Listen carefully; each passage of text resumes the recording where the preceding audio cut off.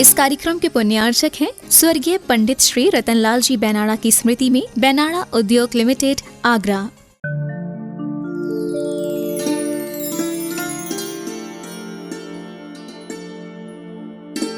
भाव भर। समझ में आ रही है बात कि नहीं सर? जब शिल्पी उस कंकर को समझा रहा था कि जब भी समझाया जाता है तो थोड़ा सा कड़वाहट तो लगती है कि नहीं?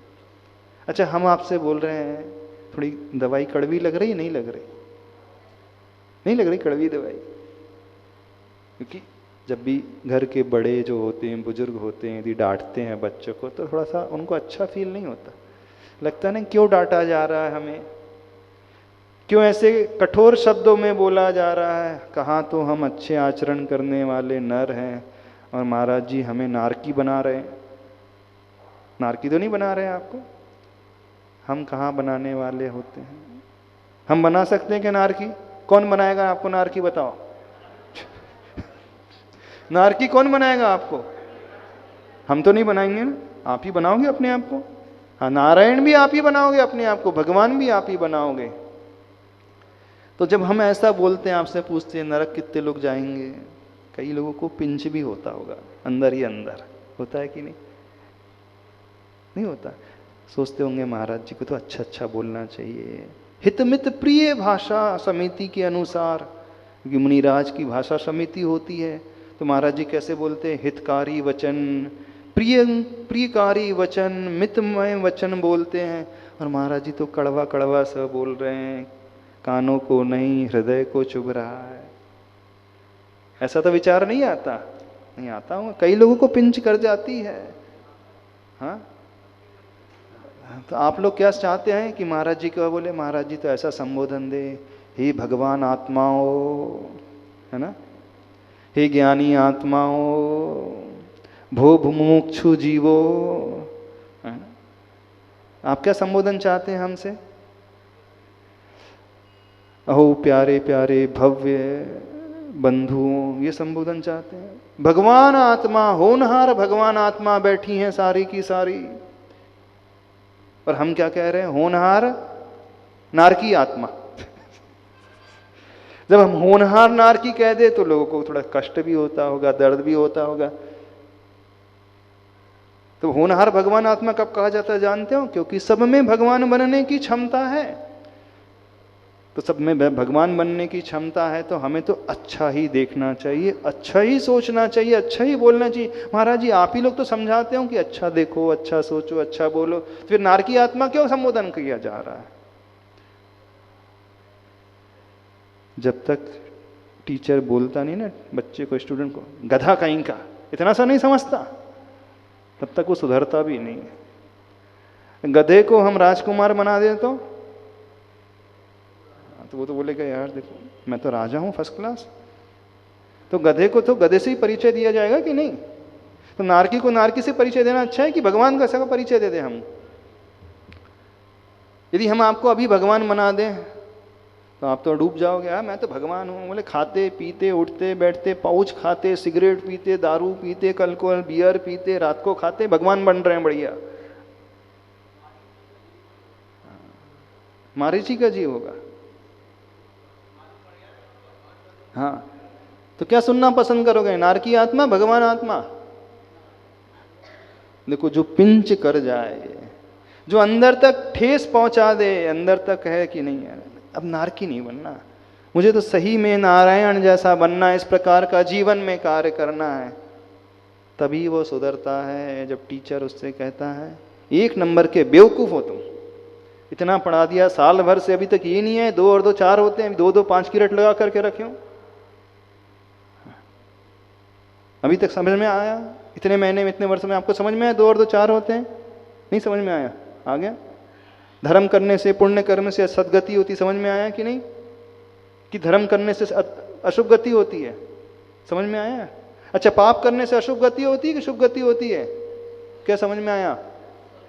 पाप करने से क्या होता है? अशुभ गति होती है ना? समझ में आया? कितने लोगों को समझ में आया ये वाली बात? पाप करने से क्या होता है?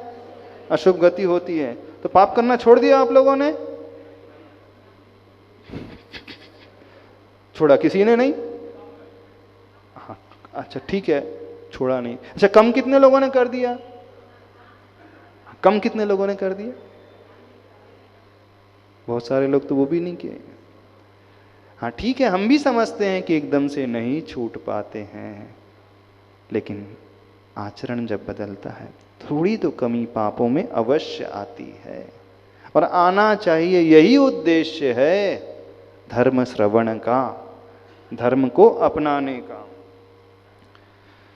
तो यूं शिल्पी से कड़वी घूंट सी पीकर दीनता भरी आंखों से कंकर निहारते हैं। आपके मन में पश्चाताप तो हो ही नहीं रहा किसी के मन में कि देखो हमारा अतीत पाप में कितना बीत गया, कितने सारे पाप हमने अतीत में, पास्ट में कर लिए अपनी लाइफ में, अब कैसा होगा हमारा भविष्य। किसी की आंखें भीगती हैं पश्चाताप की अग्नि में? नहीं भीगती। आप बोलोगे मैं अकेले थोड़ी कर रही हूं, वो भी कर रही, पड़ोसी भी। क्या बोलोगे? वो भी तो कर रहे हैं, सब कर रहे हैं, तो सब कर रहे हैं तो हम कर रहे हैं, तो क्या परेशानी आ रही है? यानी जब भी पाप की बात आएगी तो अब दूसरों को देखने लगे, सारी दुनिया कर रही है, जब सारी दुनिया पंचम काल में कर रही है तो हम भी कर रहे हैं। नहीं, ये भावना नहीं आना चाहिए। दुनिया क्या कर रही, दुनिया वाले क्या कर रहे हैं, इसकी चिंता छोड़ो।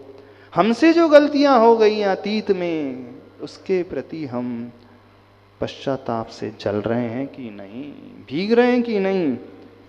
तो वह दीनता भरी आंखों से कंकर निहारते हैं माटी की ओर अब, और माटी स्वाधीनता घुली आंखों से कंकरों की ओर मुड़ी देखती है, और कुछ देशना देती सी माटी की शालीनता, यानी देशना से मतलब उपदेश दे रही है माटी कंकरों को कि क्या, महासत्ता माँ की गवेषणा, समीचीना ऐशना और संकीर्ण सत्ता की विरेचना अवश्य करना है तुम्हें।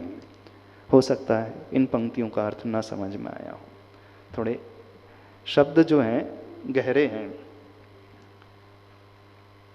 वैसे आचार्य भगवान ने अर्थ नीचे खोली दिया है। अर्थ यह हुआ कि लघुता का त्यजन ही गुरुता का यजन ही शुभ का सृजन है। महासत्ता माँ की गवेषणा, गवेषणा का अर्थ होता है शाब्दिक अर्थ खोज, गवेषण करना, डिस्कवर करना, डिस्कवरी। किसकी डिस्कवरी करना है? महासत्ता माँ, यानी जो दुनिया में सबसे बड़ा है उसकी खोज करना है, उसे चाहना है। आप लोगों ने किसकी खोज की आज तक? सबसे बड़ा कौन है इस दुनिया में?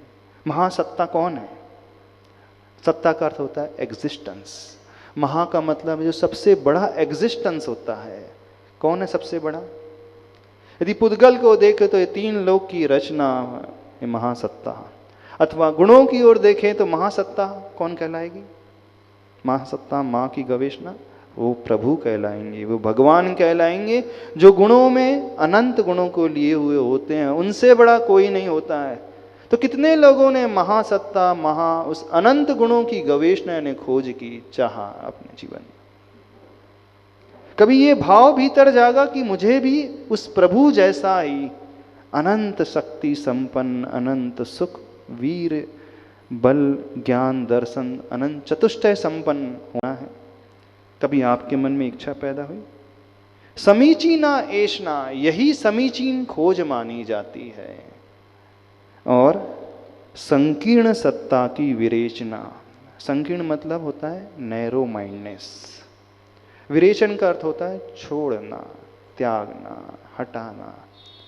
जैसे होता है ना आयुर्वेद में, और वैद्य लोग दवाई देते हैं, कुछ सबसे पहले जो दवाई दी जाती है उससे पेट साफ हो जाता है, विरेचन कार्य करवाते हैं। यानी जो गंदगी पेट में जमा होती है, जमा रहती है, जब तक उसे नहीं निकाला जाएगा तो दवाई नहीं लगती है। तो सबसे पहले जो अशुद्धि है उसे निकाला जाता है, तो उसको कहा जाता है विरेचन करना। तो हमें विरेचना किसकी करना है? संकीर्ण सत्ता, यानी जो संकीर्ण सोच होती है व्यक्ति की, वही हमें ऊपर नहीं उठने देती है। सब संकीर्ण मानसिकता वाले बैठे यहां पे, क्योंकि आपने अभी तक किसकी आकांक्षा अपने भीतर की है? आपकी चाह क्या रही दुनिया में अभी तक? आप क्या चाहते हो भगवान से? चलो हम पूछ रहे हैं, आज तक आपने भगवान से क्या क्या चाहा? सबकी आकांक्षा कहाँ कहाँ तक रहती है? क्या मांगते हो भगवान से आप लोग? जब भगवान के पास जाते हो क्या क्या भावना करते हो भगवान के पास जाकर के? कोई बेटे की शादी की भावना भाता है, कोई बेटे की नौकरी, कोई अच्छी बहू की कामना करता है, मेरे बेटी को लिए अच्छा दामाद मिल जाए, वो पैसा आ नहीं रहा, लॉकडाउन में और 50 लाख और फंस गए, पहले वो निकल जाए। नहीं क्यों? वैसे ही परेशानी बहुत चल रही है, बिजनेस हो नहीं रहा है, और वहाँ पैसा फंसा, ब्याज में इतना फंसा था तो वो भी हाथ खड़े करके बैठ गया है। हे प्रभु, अभी तो पहले इतना ही है कि पहले वो 50 लाख जो फंसे पहले वो निकल जाए। क्यों? देखना, सबकी जो कामना रहेगी, किसी की 1 करोड़ की, किसी की 1 गाड़ी की, किसी की 1 घर की, किसी की 1 सर्विस जॉब की, किसी की बेटे की, किसी की पोते की, किसी की बहू की, किसी की दामाद की, किसी की निरोग शरीर की। इतनी ही है ना? इतनी ही चाह रही कि नहीं भगवान के पास जा कर के? हाँ, एग्ज़ाम में पास हो जाए, सिविल सर्विस में क्लियर हो जाए, ये डिग्री मिल जाए, वो मिल जाए। इससे ज़्यादा क्या चाहते हो आप लोग? अच्छा, कितने लोगों ने भगवान के पास जाकर के भगवान बनने की चाह की? नहीं, भगवान मुझे आप जैसा ही बनना है। शब्दों में नहीं, अंदर से हृदय की बात कर रहे हैं। शब्दों में तो कहोगे वंदे तद्गुण लब्धये, हे भगवान आप जैसे बनना। अंदर से पूछ रहे हैं। कभी भगवान से ही नहीं मांगा, भगवान परिवार में सब कुछ व्यवस्थित हो जाए। अधिकांश लोग बहुत संकीर्ण विचारधारा वाले। आप मांगते भी हो तो बहुत छोटा मांगते हो। हम ये कहना चाह रहे हैं, 1 घर मांगो, 1 प्लॉट मांगो, 1 गाड़ी मांगो, 1 नौकरी मांगोगे, बेटा मांगोगे, पोता मांगोगे, बहू मांगोगे, इस निरोग शरीर मांगो, इससे ज़्यादा कुछ नहीं, क्योंकि क्षमता ही नहीं है आपकी मांगने की। जब जब व्यक्ति सांसारिक वैभव की आकांक्षा लेकर के प्रभु के पास जाता है तो समझना वो संकीर्ण विचारधारा वाला है। उसकी जो गवेषणा है, उसकी जो ऐषणा है, वो बहुत छोटी है। चलो, प्रसन्न होकर के यदि आपको मिल भी गया, 5 करोड़ आपको मिल भी गए, 50 लाख फंसे थे मिल भी गए, दुकान अच्छी चलने भी लगी, बेटे की शादी अथवा बेटी की शादी हो भी गई, कब तक रहेगा वो जो आप चाह रहे हो? वो 5 करोड़ कब तक रहेंगे आपके पास सतेंद्र जी? 20 साल, 30 साल, 40 साल, उसके बाद क्या? चला गया। अरे जब मांगना ही है, दोबारा मांग लो, खत्म हो जाएगा, दोबारा मांग लोगे, फिर वो कब तक चलेगा? कब तक चलेगा? तो हम ये कह रहे हैं, जब मांगना ही है ना, कुछ ऐसा मांगो ना जो कभी समाप्ति ना हो। हाँ, जब मांगना ही है तो ऐसा मांगो जिसका कभी समाप्ति ही ना हो। चाहना ही है तो ऐसा चाहो कि वह इनफाइनाइट काल के लिए, अनंत काल के लिए रहे। एक वस्तु समाप्त ना हो, दूसरी हम समाप्त ना हो। एक भोक्ता समाप्त ना हो, दूसरी भोग्य वस्तु समाप्त ना हो। आप जो भी मांगते हो तो वस्तु भी चले जाती है, अथवा वस्तु नहीं जाती है तो आप चले जाते हो, है ना?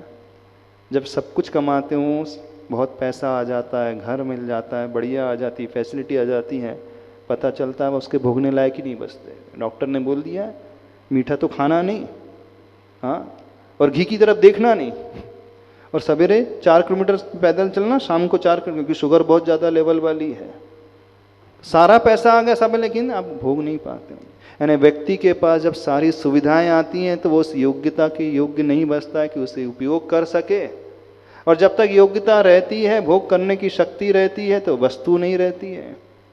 तो हम ये कह रहे हैं, यदि मांगना ही है तो ऐसा मांगो ना कि वस्तु भी अनंत हो जाए, ना कभी समाप्त ना हो, और आप भी कभी समाप्त ना हो, आप भी कभी नहीं मरो। इन्हें मेहनत करना ही है। कैसे बनिया हो? मेहनत करना ही, तो ऐसी मेहनत करो ना, एक बार मिले तो कभी छूटे ही ना वो छूटे ना हम छूटे। तो वो कहलाती है सही गवेषणा, महासत्ता की गवेषणा। यानी एक बार भगवान बनने की कामना तो करो। भगवान बनने के पश्चात जो भी मिलेगा अनंत मिलेगा और अनंत काल के लिए मिलेगा। हर भाव में व्यक्ति खूब पुरुषार्थ करता है, 50 वर्ष तक खूब मेहनत करता है, और जब मेहनत का परिणाम मिलता है तो वो उस योग्य नहीं रह जाता उपयोग कर सके। आचार्य भगवान यही कह रहे हैं, एक बार तो जीवन में ऐसा पुरुषार्थ करो, उसका जो फल मिले वो हमेशा साथ में रहे। यानी वो पुरुषार्थ कौन सा है? उस महासत्ता की गवेषणा, यानी उस प्रभु की कामना, यानी प्रभु की कामना के योग्य अपना आचरण बना लो, चरित्र को धारण कर लो। एक बार मुनि बन जाओगे और साधना करोगे, कष्ट तो आपको भी सहना करना पड़ता है, नहीं सहन करना पड़ता है। भूखे तो आप भी रहते हो, मानसिक तनाव तो आपको भी ज़्यादा रहते हैं, कष्ट तो मुनि के जीवन में भी रहता है। लेकिन आप जीवन भर जितना कष्ट झेलते हो उसके एवज में जो पाते हो उसकी कीमत कितनी है। और मुनिराज जो होते हैं, आचार्य भगवान जो होते हैं, साधु जीवन जो होते हैं, वो भी कष्ट झेलते हैं, और कष्ट झेलने के पश्चात जो फल की प्राप्ति होती है उसकी कीमत कितनी। दोनों में कंपैरिजन करके देखो थोड़ा सा। तो हर भाव में यही मेहनत की है और हमेशा उसे खोया है, तो क्यों ना एक बार दूसरे रास्ते को अपना करके देखो। समझ में आ रही है बात? नहीं समझ में आ रही? तो गवेषणा किसकी करना है? महासत्ता की। तो जितने संकीर्ण सोच वाले हैं ना, नैरो माइंडेड लोग बैठे हुए हैं, जो भगवान के पास जाकर के भिखारी की भांति, ये प्रभु ये दे दे, नौकरी दे दे, बहू दे दे, पोता दे दे, दामाद दे दे, दुकान दे दे, मकान दे दे, गाड़ी दे दे, तो समझना बहुत छोटी। देने वाला सब कुछ देने को तैयार है। एक एग्जाम्पल देते, बहुत अच्छा एग्जाम्पल। सपोज आप किसी की फंक्शन में गए, शादी में गए, और व्यवहार देना है, तो आप कितना व्यवहार दोगे उससे? 1100, 2100, 5100। और जिसके यहाँ दिया जा रहा है वो अरबपति है, सपोज मुकेश अंबानी है, और वो आपके यहाँ आ जाता है फंक्शन में, शादी में, वो कितना देगा? 1100, 5100। आजकल तो नहीं, सामने वाला जब देता है ना, चक्रवर्ती के यहाँ जब जाया जाता है भेंट लेकर के, जो भी जाता है तो अपनी थाली भर के, लेकिन चक्रवर्ती जब लौटाता है तो अपनी सामर्थ, अपने स्टेटस को देख करके लौटाता है, ना कि वो तुलना करके आपस में कंपेयर करके लौटाता है। वो जब देगा तो वो हीरो की थाली भर करके देगा, आभूषणों की थाली भर करके देगा, भले ही आपने 1151 दिया है। ये तो चक्रवर्ती की बात है। अब जो चक्रवर्ती से अनंत शक्ति संपन्न सामर्थ्यशाली प्रभु होते हैं, वो देंगे, छोटी मोटी चीजें नहीं देते, उनकी शक्ति बहुत ऊंची है। वो देंगे तो अनंत की भांति ही देंगे, लेकिन आप उस चक्रवर्ती से इतना सा मांगो तो इतना ही देगा, फिर वो आप छोटा सा मांगो तो छोटा ही देगा। क्यों? इनकी तो औकात ही नहीं है, क्षमता ही नहीं, इनको क्या दूं? तो जब जब प्रभु के पास जाकर के व्यक्ति संकीर्ण गवेषणा करने लगता है, संकीर्ण सत्ता की भावना करने लगता है, छोटी मांग करने लगता है, तो भगवान भी सोचते हैं मैं तो सोचा था कि मेरे लेवल का है, लेकिन ये तो है ही नहीं, फिर ऐसे लोगों से क्या वास्ता रखना। तो भगवान भी आप लोगों से मुख मोड़ लेते हैं, हम ये कहना चाह रहे हैं। भगवान भी आपसे दूर हो जाते हैं। समझ में आ रही बात कि नहीं? तो नैरो माइंडेड जितने बैठे हैं, संकीर्ण सोच वाले जितने बैठे हैं, थोड़े अपनी सोच को विस्तार बना देना सीखो, बड़ा बनाना सीखो, छोटा नहीं करना सीखो। तो मांगना ही है तो भगवान से क्या मांगना? भगवान को ही मांगो ना, क्या चिंता। हे प्रभु पार्श्वनाथ भगवान, मैं तो आपको ही मांगता हूँ, और कुछ नहीं चाहिए मुझे। और जब भगवान आ जाएंगे तो फिर कोई कष्ट ही नहीं, टेंशन ही नहीं, ये सारी जिम्मेदारी भगवान की। समझ रहे हो? नहीं समझ में आ रही है? तो महासत्ता माँ की गवेषणा, समीचीना ऐषणा और संकीर्ण सत्ता की विरेचना अवश्य करना है तुम्हें। तो थोड़े से अपनी संकीर्ण सत्ता की जो छोटी सोच लेकर के बैठे हो ना, छिपी टोला वालों, सागरा वालों, सबकी सोच बहुत छोटी छोटी सी है। घर भी छोटे छोटे से, गलियां भी छोटी छोटी सी। जब आहार करने जाते हैं ना, तो ऐसी छोटी छोटी गलियां, एक निकल जाए तो दूसरा नहीं निकल सकता एक साथ। ऐसे हम जा रहे थे एक दिन, अब सामने से गाय आ रही थी, अब क्या करें? अब इतनी बड़ी गली थी नहीं कि एक साथ गाय और हम निकल जाए, तो भैया अपन पीछे हो जाओ, उसको पहले रास्ता दो। तो यहाँ ऐसी छोटी सोच वाले हाँ, तो सोच अपनी बड़ी करो, भगवान का स्थान भी बड़ा करो, मंदिर भी बड़ा करो, सब कुछ बड़ा करो, जीवन का स्तर भी बड़ा करो, तब तो कुछ होगा। छोटी छोटी सोच लेकर के बैठे हो, धर्म भी छोटा छोटा सा करते हो, त्याग भी छोटा छोटा सा करते हो, दान भी छोटा छोटा सा देखते हो, और मांगते भी छोटा छोटा सा ही हो। ना देना आता है, ना मांगना आता है, ना खाना आता है, ना खिलाना आता है। क्या है? थोड़े अपनी सोच को बड़ी करो। बड़े करोगे कि नहीं करोगे? भले ही अभी तक छोटी सोच से जिए हो, अभी तक संकीर्ण बुद्धि से जिए हो, अब संकीर्ण सत्ता की विवेचना करना, महासत्ता माँ की गवेषणा करना। अर्थ यह हुआ, लघुता का त्यजन ही गुरुता का यजन ही शुभ का सृजन है। यानी जब हम लघुता से मतलब छोटी सोच को त्यागते हैं, गुरुता यानी बड़ी सोच का यजन मतलब अपनाते हैं, यजन करना है ना, उसकी रचना। शुभ का सृजन है, वह शुभ की बात की प्राप्ति है। यदि आप शुभ अपने जीवन में कुछ चाहते हो तो उसके लिए दो कार्य करना है। पहले लघुता का त्याग करना होगा। लघुता, सब बहुत लघु सोच लेकर के बैठे। जब यहां चतुर्मास स्थापना की बात आई थी, कलश स्थापना की बात आई थी, सारे लोग आकर के बोलते थे, महाराज जी हम लोगों ने कभी सोचा नहीं था कि ऐसा ऐसा भी हो सकता है। क्यों? बोले हमने तो कभी देखा भी नहीं था लोग ऐसे भी दान देते हैं। अच्छा, उन्हें देख करके आप लोगों का थोड़ा सा माइंड ब्रॉड हुआ कि नहीं हुआ? एक बात आपको बताते हैं, बहुत अच्छी है। जब तक आचार्य भगवान का प्रवेश बुंदेलखंड में नहीं हुआ था, सुनना, तब तक बुंदेलखंड में जितने भी लोग रहते थे उनकी भी सोच ऐसी ही थी। वे दान भी देते थे तो 11 रुपए, 51 रुपए, 101 रुपए। जब से आचार्य भगवान का प्रवास वहां पे रहने लगा, अब देखो लोगों ने दान देना सीख लिया। जो बहुत छोटे स्तर के लोग थे उन्होंने दान देना सीख लिया, और उसका परिणाम ये हुआ कि आज लोग करोड़ों रुपए ऐसे ऐसे दान दे देते हैं, और उसी दान का परिणाम है कि उनके जीवन का स्तर इतना बड़ा हो गया। जब तक गुरुजी नहीं आए थे तो उनकी सोच भी बहुत छोटी थी, लेकिन जैसे ही आचार्य भगवान का पदार्पण उस क्षेत्र में, चाहे वो सागर एरिया, जबलपुर हो, अशोकनगर हो, गुना हो, पूरा ललितपुर बेल्ट हो, खुरई का बेल्ट हो, है ना, खुरई में भी दिन से सीखे कि नहीं लोग ऐसे लोग, सुनना, कोई अरबपति नहीं, मिडिल क्लास, पर उनकी दृष्टि बदल गई, और दृष्टि बदलने का ये परिणाम हुआ, उनके जीवन का स्तर भी बदल गया, उनकी सब कुछ परिस्थिति बदल गई। यानी जो पहले गरीबी वहाँ छाई रहती थी, बड़ी सोच का ये परिणाम हुआ कि आज गरीबी बहुत दूर हो गई, यानी सामान्य से बहुत ऊपर स्तर के रहने वाले लोग हो गए। ये किस परिणाम, किसके आधार पर हुआ? सिर्फ आचार्य भगवान की प्रेरणा को पाकर के जब लोगों ने अपनी सोच को बदला। तो हम आपसे भी कहना चाहते हैं, अपनी सोच को बदलना सीखो, क्योंकि जो व्यक्ति जितने बड़े सपने देख सकता है वही उतने बड़े कार्य कर सकता है। जितनी बड़ी सोच होगी वही जिंदगी में उतने बड़े कार्य कर सकता है। अब मूंगफली के ठेला लगाएगा, वो कितनी सोच लिखेगा? हाँ, 10,000 रुपये मिल जाए, 15,000 मिल जाए तो बहुत अच्छा है। और कबाड़ी का काम करने वालों की सोच कितनी रहेगी? क्यों?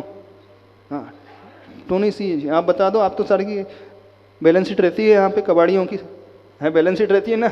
हाँ, उनकी सोच कितनी बड़ी।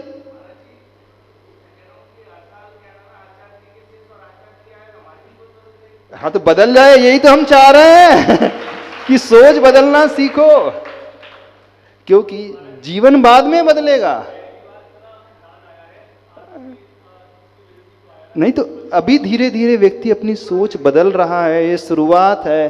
अब जैसे ये सोच कंटिन्यू बनी रहेगी, यानी उस महासत्ता तक अपने को सोच लेकर के जाना। कहाँ तक सोच ले जाना है?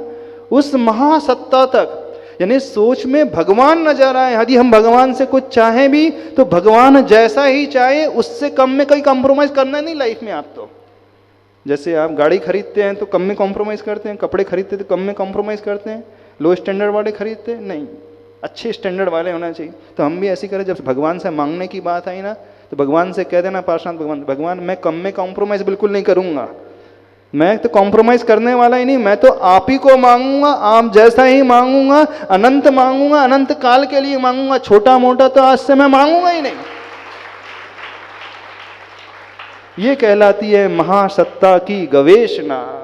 और ये कैसे है? लघुता का त्यजन ही गुरुता का यजन ही शुभ का सृजन है। यानी जब हम इस लघुपने को छोड़ेंगे, छोटी छोटी बातों को लेकर के आप लड़ने लगते हो, मात्र से दान में नहीं लगाना, छोटी छोटी बातों को लेकर के जो मनमुटाव करने लगते हो, छोटी छोटी बातों को लेकर के जो संकल्प विकल्प पैदा होने लगते हैं, मन में खेद खिन्नता पैदा होने लगती है, एक दूसरे की टांग खिंचाई जो पैदा होने लगती है, उस सोच को भी बदलना है। ये सूत्र बहुत गहरा है। अच्छा देखना, आपके जीवन में जो तनाव आता है, जो आपस में नहीं मिलते हैं एक दूसरे से, उसके पीछे कारण क्या रहता है? सोचोगे ना, बहुत छोटी छोटी सी बातें निकल करके आएंगी जिसकी कोई वैल्यू नहीं होती, कोई कीमत नहीं है। किसी भी झगड़े के जड़ में चले जाओ, आपस में भाई भाई में नहीं पट रही है, एक परिवार दूसरे परिवार को देखना नहीं चाह रहा है, एक ही खानदान के हैं लेकिन मिलना नहीं चाह रहे हैं। यदि हम उसकी तह तक जाएंगे, 80% टाइम कौन सी बातें निकल करके आती हैं? बहुत छोटी छोटी सी बातें, कोई बड़ी बात नहीं निकल करके आती है। तो इस मेंटेलिटी को भी त्यागना, ये कहा जा रहा है लघुता का त्यजन। तो जीवन को सुखमय बनाने के लिए, आनंद से भरने के लिए जो हम छोटी छोटी बातों को लेकर के टेंशन पालने लगते हैं, इधर उधर के विकल्प करने लगते हैं, ऐसी धारणा को भी त्यागो। तो ऐसी लघुता का त्यजन, ऐसे गुरुता का यजन ही से ही शुभ का सृजन यानी शुभ का निर्माण होता है, जीवन आनंददायक बनता है, ये कहा जा रहा है। हाँ, क्या कह रहे थे, क्या पूछ रहे थे?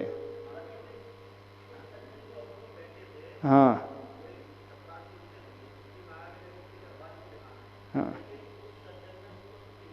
हाँ, सुनो सुनो, अब एक हम बताते हैं, एक बहुत अच्छा उदाहरण। एक बार एक बड़े परिवार में शादी थी और उसी का काम करने वाला प्यून था। प्यून को भी इनवाइट किया गया। तो वो बहुत अच्छी दुकान में जाता है, बोले देखो मेरे मालिक क्या शादी है, अब मुझे कुछ देना है, तो उस मालिक की हैसियत से उस प्रकार की शर्ट दूंगा मैं उसके लिए। बोले इसके लिए थोड़ी 100 रुपए की 200 रुपए की शर्ट दूंगा। तो बड़े ब्रांडेड शोरूम में जाता है और शर्ट परचेस करता है, बड़ी ब्रांडेड शर्ट परचेस करता है और जाकर के देता है। अब मालिक रिवर्स हो जाती है। अब एक बार वो मौका आता है कि प्यून के यहाँ शादी थी, तो मालिक भी जाता है। बोले वो तो प्यून है, उसके लिए क्या देना चाहिए, क्या देना चाहिए? मैंने 200 रुपए की शर्ट ठीक है उसके लिए। यानी एक चपरासी क्या सोच रहा है, मालिक को देना है तो ब्रांडेड देना है, और एक बड़ा आदमी क्या सोच रहा है, आप अपने यहाँ लेबर को क्या दोगे उसके गिफ्ट में? 200 रुपए का है। सोचो, यानी एक छोटा व्यक्ति भी कितनी अच्छी सोच लेकर के आ सकता है और एक बड़ा व्यक्ति भी कितनी छोटी सोच लेकर के जीता। कैसी स्थिति है? आप क्या करोगे यदि आपके यहाँ स्टाफ है, काम कर रहा है, उसका कोई बड़ा फंक्शन है, आप क्या दोगे उसे?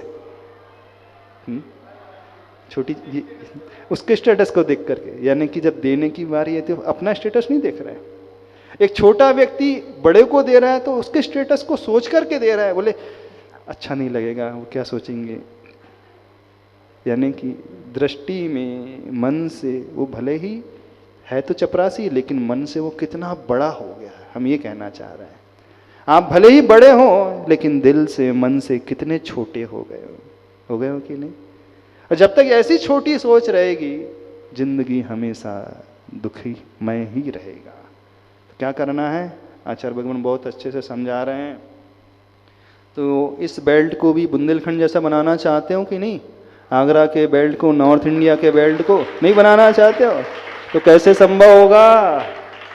हर जगह विशाल दृष्टिकोण, त्याग में भी, संयम में भी, व्रत में भी, नियम में भी, भक्ति में भी, दान में भी, बिल्कुल। और ऐसा दृष्टिकोण यदि आ गया तो देखना आज से 10 साल बाद आगरा की स्थिति ही कुछ अलग हो जाएगी।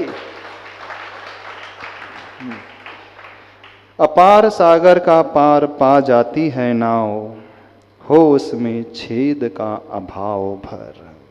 यदि छोटी सोच है तो समझना आपकी नाव में छेद है, और बड़ी सोच होगी तो अपार सागर समुद्र भी क्यों ना हो वो उसको आराम से पार कर जाएगी। Page number 52। फिर भी कभी कभी वह नाव घबराती है, और वह घबराहट न ही जल से है न ही जल के गहराव से, परंतु जल की तरल सत्ता के विभाव से है। जो जल की गहराई को छोड़कर जल की लहराई में आकर तैरता हुआ सा अध डूबा हिम का खंड है, मान का मापदंड है। क्या है? फिर भी कभी कभी वो नाव घबराती है। कौन सी नाव? जो बड़ी सोच को लेकर के रही है। सब कुछ अच्छा है जीवन में, अच्छी सोच लेकर के जी रहे हैं, अच्छी मान्यता लेकर के जी रहे हैं, लेकिन कभी कभी परिस्थिति ऐसी आ जाती कि उनको भी डर लगने लगता, वे भी घबरा जाते हैं, पता नहीं क्या होगा, कहीं कुछ गड़बड़ ना हो जाए। कई बार ऐसे घटनाक्रम नहीं घटते, सबके साथ होता है। सब कुछ सामर्थ्य है हमारे पास, लेकिन एक भय भीतर से पैदा हो जाता है। तो वह उस दृश्य को आचार्य भगवान उपस्थित कर रहे हैं। कभी कभी वो नाव घबराती है, और वह घबराहट किससे है जानते हो? न ही जल से है न ही जल के गहराव से है। भले ही जल अथाह है, बहुत लंबा चौड़ा, उसका आर पार सोच और छोर कुछ नजर न आ रहा, भले ही उसकी गहराई बहुत है, परंतु घबराहट किससे है? जल की तरल सत्ता के विभाव से है। जो जल की गहराई को छोड़कर जल की लहराई में आकर तैरता हुआ सा, क्या है? अध डूबा हिम का खंड है, मान का मापदंड। कभी आपने किसी ग्लेशियर को देखा है समुद्र में बहते हुए, जो बर्फ के पहाड़ से होते हैं? नहीं होता। अथवा पानी में जब आप बर्फ डालते हैं, आइस क्यूब्स डालते हैं, घर में तो होते ना आइस क्यूब्स होते ना, बर्फ के टुकड़े से ले होते हैं, और आप शरबत पी रहे हैं और उसमें आइस क्यूब डाल देते हैं, तो कहाँ बैठ जाता है वो आइस क्यूब? बर्फ, हाँ, ऊपर आ जाता है कि नीचे बैठ जाता? तल में बैठ जाता है। बर्फ का खंड जो है ऊपर तैरता है, जबकि वो सॉलिड है, जल लिक्विड है, वो भारी है, जल हल्का है, फिर भी वो ऊपर तैर रहा है। उसकी डेंसिटी इस प्रकार से हो जाती है, जब जल अपने स्वभाव को छोड़कर के विभाव में आ जाता है। जल का स्वभाव क्या है? द्रवीभूत, बहना, लिक्विड फॉर्म में रहना, लिक्विड स्टेज में रहना। और उसका विभाव क्या हुआ? स्वभाव मीन्स उसका नेचर। और अगेंस्ट नेचर जब हम उसे फ्रीज कर देते हैं, जमा देते हैं, तो वो बर्फ के रूप में कन्वर्ट हो जाता है। तो बर्फ के रूप में जैसे ही वो कन्वर्ट होता है, अब वह ऊपर तैरने सा लगता है। तो उस नाव को इस बात का डर लग रहा है, ना उसे जल से डर लग रहा है, ना जल की गहराई से डर लग रहा है, लेकिन जल की गहराई को छोड़कर जल की लहराई में आकर ने समुद्र में उस लहर के साथ साथ, यदि किसी हिमखंड को आपने देखा हो, टीवी में देखा होगा, जो हिमालय के उधर रहते हैं जहाँ टेम्परेचर बहुत कम रहता है, अथवा कश्मीर में का, तो वो बर्फ के बड़े बड़े पर्वत भी पानी में ऊपर तैरते हैं। सुनना। और नाव यदि उस समुद्र में यात्रा कर रही है और उससे टकरा जाए तो फिर उसे कोई नहीं बचा सकता। नाव को क्या मूवी याद आ गई क्या? वो यदि उससे टकरा जाए तो वो डूब जाती है। तो घबराहट किससे है? न जल से है, न जल की गहराई से है। तैरता हुआ सा अध डूबा हिम का खंड, जो जल का विभाव है, और वह क्या है? मान का मापदंड। क्या वो बर्फ का पर्वत क्या है, मान की भांति। जल तो नीचे रहता है लेकिन वह मान की भांति ऊपर आकर के टिक गया है। अब जैसे ही हम अपने स्वभाव को छोड़ करके मान अभिमान से भर जाते हैं तो वो अभिमान का खंड जो है ऊपर ऊपर तैरता है। और यदि अभिमानी व्यक्ति कोई सामने आ जाए तो फिर तो शांति भंग हो ही जाएगी, नहीं हो जाएगी? यदि वो अपने नेचर में है, जल के स्वभाव में है, लिक्विड फॉर्म में है, तो वहाँ नहीं डूबेंगे नाव। लेकिन जैसे ही वो जल अभिमान की भांति उस हिमखंड के रूप में आ गया है तो अब डूबना निश्चित जैसा हो जाता है। तो जीवन में भी तब हमारा डूबना निश्चित जैसा हो जाता है जब हम अपने स्वभाव को छोड़ कर के मान के पुतले को आगे ला कर के रख देते हैं। अब यहाँ से आचार्य भगवान एक नया चिंतन दे रहे हैं, उसकी यात्रा अपन कल करेंगे। आज समय हो गया है, पर बात समझ में आ रही है कि नहीं? कहाँ तैरता है मान का हिमखंड? ऊपर ऊपर तैरता है। वो झुकने नहीं देता है, स्वीकारने नहीं देता है। अब वहीं से डरना प्रारंभ हो जाता है, डर लगने लगता है। इस विषय को कल और आगे देखेंगे। समझ में आ रहा है? मूक माटी महाकाव्य नहीं समझ में आ रहा? सरल ग्रंथ है, सरल नहीं, सरल तो है ही, लेकिन अपनी जो गहराई को लेकर के है, ऐसा ग्रंथ अन्य जगह नहीं मिलेगा। इस बात को समझना। आप कितने भी साहित्य पढ़ लो, कितने भी उपन्यास पढ़ लो, कितने भी दर्शन शास्त्र की पुस्तकें पढ़ लो, फिलोसॉफिकल बुक्स भी पढ़ लो, जो फिलॉसफी इस मूक माटी कहा महाकाव्य में है, वो फिलॉसफी शायद अन्य जगह मिलना बहुत दुर्लभ हो जाएगी। तो कहने के लिए हिंदी का महाकाव्य है, लेकिन अपने भीतर उस समुद्र की भांति अतल गहराई को लिए हुए है। आज इतना ही रखते हैं। बोलिए आचार्य परमेष्टि गुरुदेव श्री विद्यासागर जी महाराज के।